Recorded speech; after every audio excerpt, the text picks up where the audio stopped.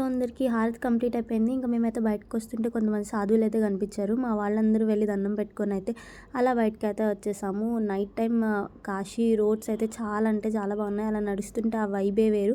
ఇంకా ఇంత దూరం వచ్చాము కదా, కాశీ ఫేమస్ అయిన ఫుడ్స్ టేస్ట్ చేయకపోతే ఎలా అని చెప్పి ఇంకా కాశీ చాట్ బండార్ దగ్గరికి అయితే వెళ్ళాము. ఎప్పటినుంచో నాకు ఇక్కడ చాట్ తినాలని కోరిక. ఇక్కడికి వచ్చా కదా, ఫైనల్లీ అదైతే తీరబోతుంది.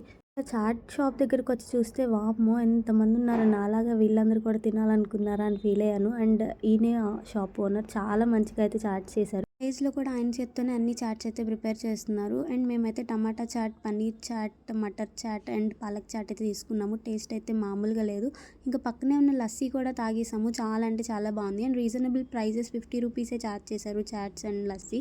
ఇంకా ఫ్లో అయితే అస్సలు ఆగట్లేదు. రోడ్ అంతా బ్లాక్ అయిపోయింది. ఇంక మేమైతే టెంపుల్స్ చూడడానికి వెళ్తున్నాము. ఏమేమి టెంపుల్స్ చూసామనేది నెక్స్ట్ వీడియోస్లో అప్లోడ్ చేస్తాను. See you in next videos. Bye by.